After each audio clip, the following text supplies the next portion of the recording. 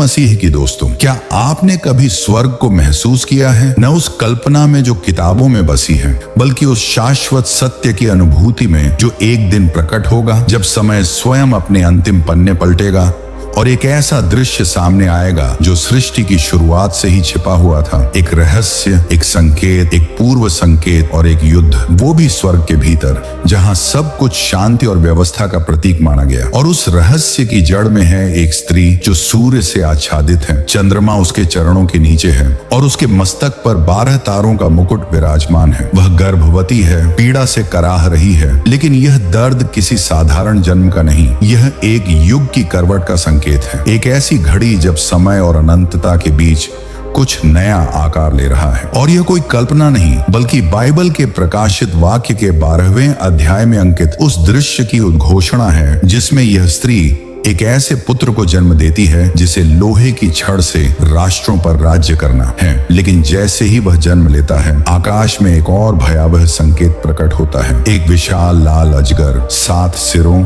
और 10 सींगों वाला, जिसकी आंखों में शुद्ध घृणा और सांसों में विनाश है, जो उस दिव्य बालक को निगल जाना चाहता है। लेकिन इससे पहले कि वह सफल हो, वह बालक परमेश्वर के पास उसके सिंहासन के समीप उठा लिया जाता है और वह स्त्री उस स्थान पर भेजी जाती है जिसे जंगल में परमेश्वर ने पहले से ही 1260 दिनों तक उसके लिए सुरक्षित रखा था। और यहीं से एक गहन सत्य उभर कर सामने आता है। यह स्त्री केवल मरियम नहीं, यह कोई सीमित रूप नहीं, यह वह चेतना है जो हर आत्मा में निवास करती है, जो प्रकाश को जन्म देना चाहती है। वह चेतना आप हैं, मैं हूं, हम सब हैं। और वह अजगर केवल कोई प्राणी नहीं, बल्कि वह आत्मिक विरोध है जो हर उस प्रयास को दबाना चाहता है जिसमें सत्य, उद्देश्य और परमेश्वर की योजना आकार लेती है। और तभी स्वर्ग में एक युद्ध फूट पड़ता है, तलवारों का नहीं, न ही किसी सैन्य संग्राम का, बल्कि विश्वास और असत्य के बीच। मिकाएल और उसके स्वर्गदूत उस अजगर से टकराते हैं जिसने युगों से स्वर्ग की पवित्रता को कलंकित किया था। लेकिन वह अब हारता है, नीचे धूल में गिरा दिया जाता है, पृथ्वी पर हमारे बीच, वहीं जहां आत्माएं संघर्ष कर रही हैं। और यहीं से वह परीक्षा शुरू होती है जो हर उस आत्मा को सहनी है जो परमेश्वर से जुड़ने का प्रयास करती है। कभी आपने महसूस किया है कि जब सब कुछ ठीक लग रहा हो, तब भी भीतर कोई शून्यता जागती है? जब आप किसी गहरे उद्देश्य के लिए खड़े होते हैं तो संकट गहराने लगते हैं। जब आप सत्य बोलते हैं तो विरोध उठ खड़ा होता है, क्योंकि आप भी उसी बालक के समान हैं जो सत्य को जन्म देता है। और वह आत्मिक अजगर आपको निगलना चाहता है, क्योंकि वह जानता है कि उसका समय बहुत कम बचा है और इसीलिए वह अब पहले से अधिक क्रोधित और सक्रिय हो गया है। लेकिन फिर वह दृश्य आता है जहां अजगर स्त्री को जल में बहा देना चाहता है और तब पृथ्वी स्वयं मुंह खोलकर उस जलधारा को निगल जाती है। यह कोई रूपक नहीं, यह ब्रह्मांड की गवाही है कि जब कोई आत्मा परमेश्वर के मार्ग पर चलती है तो संपूर्ण सृष्टि उसकी रक्षा के लिए खड़ी हो जाती है। और यही वह क्षण है जब यह स्पष्ट हो जाता है कि युद्ध केवल बाहरी नहीं, यह भीतरी है। यह स्त्री आपकी चेतना है, यह बालक आपकी आत्मिक सच्चाई है और वह अजगर आपके भीतर का संदेह, भय और विरोध है, जो हर बार तब जागता है जब आप कुछ दिव्य करने के निकट पहुंचते हैं। लेकिन यदि आप डटे रहते हैं, पीड़ा में भी परमेश्वर की ओर देखते हैं, तो न केवल आकाश बल्कि पृथ्वी भी आपके लिए बोलने लगती है। और यही प्रकाशित वाक्य 12 का सबसे गहरा प्रकाश है। शैतान हार चुका है, उसका समय तय है, वह अब केवल इस पृथ्वी तक सीमित है। और वह हर उस आत्मा से भय खाता है जो अपने उद्देश्य को पहचानती है और उस प्रकाश के पुत्र को अपने भीतर जन्म देती है। इसलिए डरिए नहीं, पहचानिए उस भीतरी संग्राम को जो आपके विचारों, निर्णयों और आत्मा की गहराइयों में चल रहा है, क्योंकि यही वह युद्ध भूमि है जहां हर दिन मिकाएल और अजगर आमने सामने खड़े होते हैं। और आपकी जीत इस बात पर निर्भर करती है कि आप किस ओर खड़े हैं, किसे अपना विश्वास सौंपते हैं और कितनी दृढ़ता से उस पीड़ा में भी प्रकाश की ओर बढ़ते हैं। क्योंकि जब अगली बार जीवन आपको पीछे खींचे, तब याद रखिए, आप वह आत्मा हैं जो समय के इस गहन क्षण में इस धरती पर भेजी गई है। आप वह चेतना है जो नया प्रकाश लेकर आई है। और जब आप डगमगाएं तो स्मरण करें, पृथ्वी भी कभी मुंह खोल सकती है। स्वर्ग को हमेशा शांति, पवित्रता और पूर्ण व्यवस्था का स्थान माना गया है, जहां कोई पीड़ा नहीं, कोई संघर्ष नहीं, कोई विद्रोह नहीं। लेकिन सोचिए, यदि उसी स्वर्ग में एक दिन युद्ध छिड़ जाए, वह भी ऐसा युद्ध जो केवल तलवारों या बाह्य शक्तियों का नहीं, बल्कि आत्मिक सत्ता और परमेश्वर की प्रभुता के लिए हो। और यही दृश्य प्रकाशित वाक्य अध्याय 12 में हमारे सामने आता है, जहां एक ओर वह स्त्री है जो प्रकाश को जन्म दे रही है और दूसरी ओर वह लाल अजगर जो उसे निगल जाना चाहता है। और इसी संघर्ष के बीच प्रकट होता है एक और दिव्य दृश्य, मिशाएल, वह योद्धा जिसका नाम ही परमेश्वर की समानता पर प्रश्न चिन्ह है। और उसकी सेना उस शैतानी शक्ति से युद्ध करती है जो सदियों से स्वर्ग के भीतर आरोप लगाने वाला बनकर घूम रही थी। और यह कोई सामान्य टकराव नहीं, बल्कि उस अंतिम निर्णय का आरंभ है जिसे केवल परमेश्वर की इच्छा ही घटित कर सकती है। शैतान, जो आरंभ से ही छल, घृणा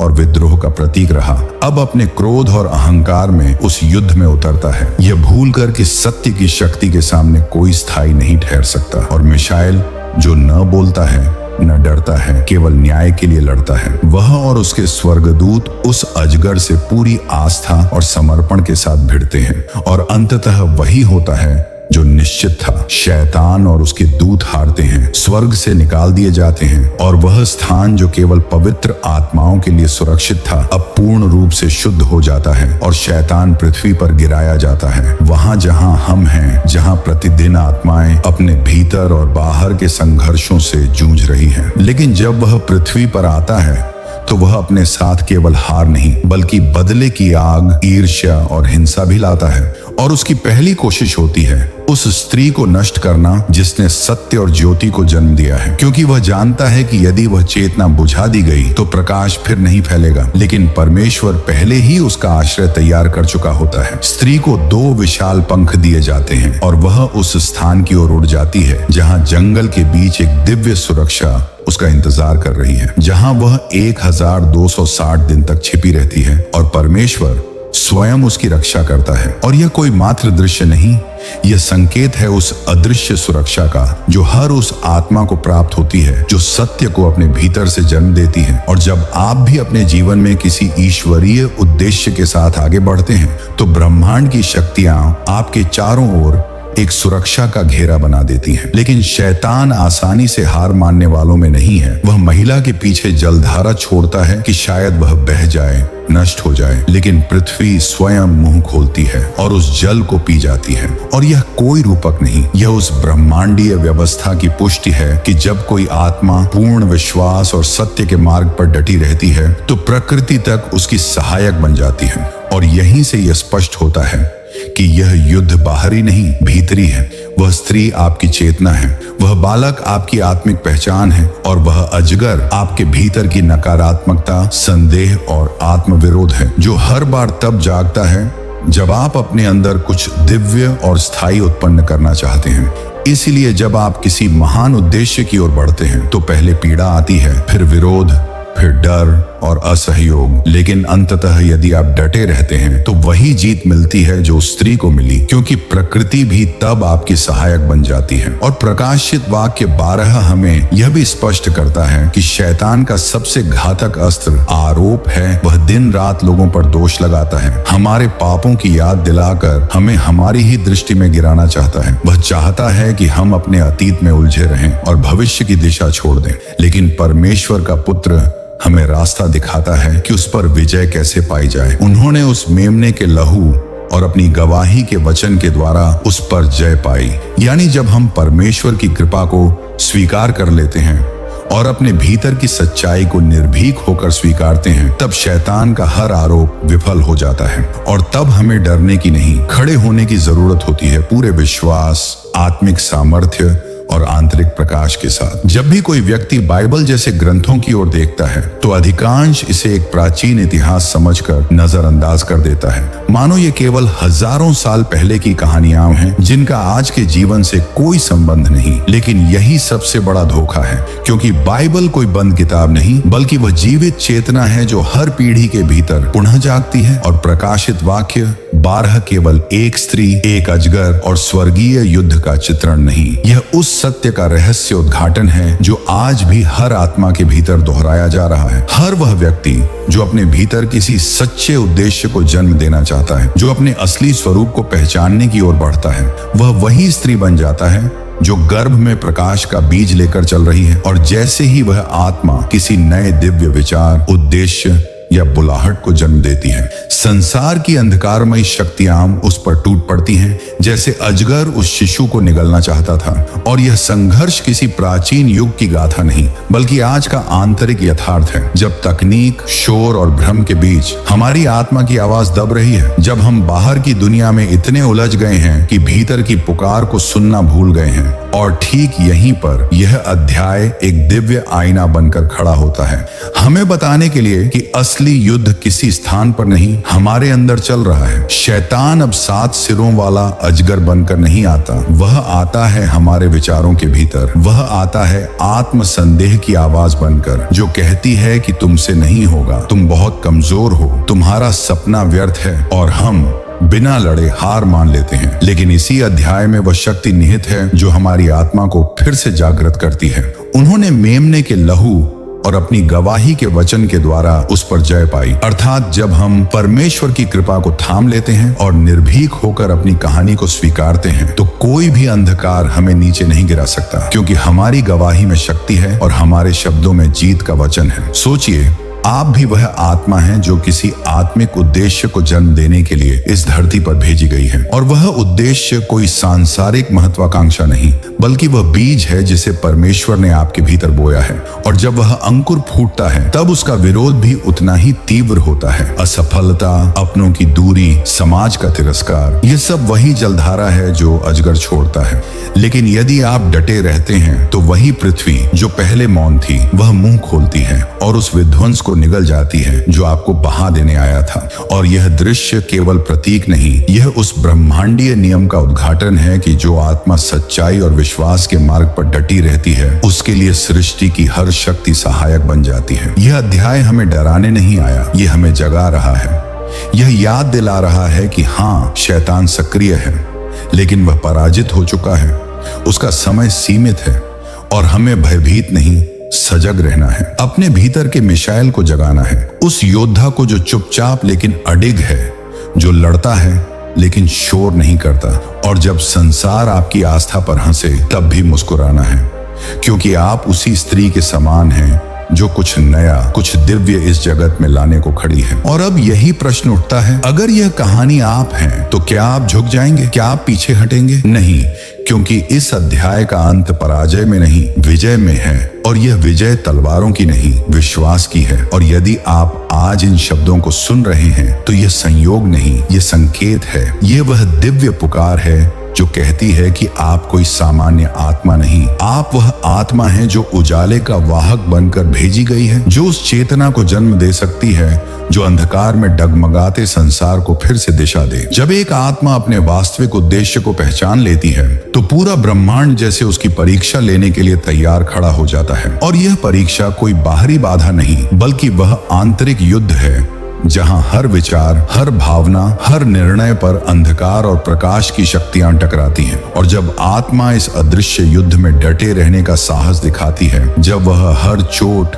हर तिरस्कार, हर असफलता को एक सीढ़ी की तरह प्रयोग करके ऊपर उठती है, तभी वह आत्मा संसार में परिवर्तन लाने वाली शक्ति बन जाती है। और यही प्रकाशित वाक्य 12 का सच्चा सार है। यह केवल एक भविष्यवाणी नहीं, यह एक चेतावनी है कि वह लाल अजगर जो स्वर्ग से गिराया गया, अब पृथ्वी पर है और सक्रिय है। और वह उन्हीं आत्माओं को निशाना बनाता है जिन्होंने सच्चाई को अपनाया है, जो परमेश्वर की आज्ञाओं का पालन करते हैं, जो यीशु मसीह की गवाही को जीते हैं। वह उन आत्माओं से डरता है क्योंकि वह जानता है कि उनका प्रकाश उसकी अंधकार की सत्ता को नष्ट कर सकता है। इसीलिए वह हर उस क्षण में प्रवेश करता है जब तुम कुछ अच्छा करने का निर्णय लेते हो, कभी अपनों के शब्दों के रूप में, कभी समाज की निंदा बनकर, कभी आत्म संदेह और पुरानी असफलताओं की याद बनकर। लेकिन उसकी सारी चालों का उद्देश्य एक ही होता है, तुम्हें रुकने पर मजबूर करना, तुम्हें यह यकीन दिलाना कि तुम नहीं कर सकते। परंतु यदि तुम ठहर गए तो वह जीत जाएगा, और यदि तुम डटे रहे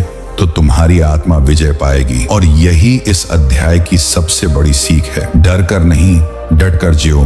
चाहे भीतर कांप रहे हो, तब भी आगे बढ़ो, क्योंकि जो पीड़ा में टिके रहते हैं वही पुनरुत्थान को देखते हैं। देखो उस महिला को जिसने प्रसव की पीड़ा सही, जंगलों में भागी, अजगर से लड़ी, जल की धारा से घिरी, फिर भी हार नहीं मानी, क्योंकि वह जानती थी वह किसी साधारण जीवन को नहीं बल्कि एक युगांतकारी उद्देश्य को जन्म दे रही है। और वही तुम्हारा सत्य भी है। आज अगर तुम भी किसी विचार, किसी स्वप्न, किसी दिव्य प्रकाश को जन्म देने जा रहे हो, तो शैतान तुम्हारे सामने खड़ा होगा और तुम्हें लगेगा जैसे सब कुछ टूट रहा है। लेकिन याद रखो, ये उसका डर है, उसकी हार की बौखलाहट है, क्योंकि वह जानता है कि तुम्हारे भीतर जो जन्म ले रहा है वह उसके विनाश का कारण बनेगा। और जब वह क्रोधित होकर तुम्हारे खिलाफ युद्ध छेड़ेगा, तब तुम्हारे लिए वह जंगल तैयार होगा, वह छाया, वह सुरक्षा, वह आत्मिक आश्रय। और तुम अकेले नहीं लड़ोगे, एक पूरी आत्मिक सेना तुम्हारे साथ खड़ी होगी। लेकिन सबसे बड़ा प्रश्न यह है कि तुम किस ओर खड़े हो, भ्रम के उस अजगर के साथ जो पराजित है, या उस परमेश्वर के सत्य के साथ जो शाश्वत है। यह वीडियो अब अंत की ओर बढ़ रही है, लेकिन तुम्हारा जीवन इस चेतावनी से एक नई शुरुआत की ओर बढ़ सकता है, क्योंकि यह केवल एक कहानी नहीं, यह आत्मा की पुकार है। यह एक आंतरिक अलार्म है जो कह रहा है, जागो, खड़े हो जाओ, निर्णय लो। क्या तुम उस महिला की तरह साहस करोगे? क्या तुम उस दिव्य शिशु की तरह ऊपर उठने का मार्ग चुनोगे, या तुम अजगर की गूंज से डरकर पीछे हट जाओगे? इस प्रश्न का उत्तर कोई और नहीं दे सकता। यह निर्णय तुम्हारा है और तुम्हारा ही होगा। अगर आपको हमारा ये वीडियो पसंद आए तो वीडियो को लाइक करें, चैनल को सब्सक्राइब करें और अपने प्रियजनों के साथ शेयर जरूर करें। मिलते हैं अगली वीडियो में, तब तक के लिए परमेश्वर आप सभी को आशीष दें। आमीन।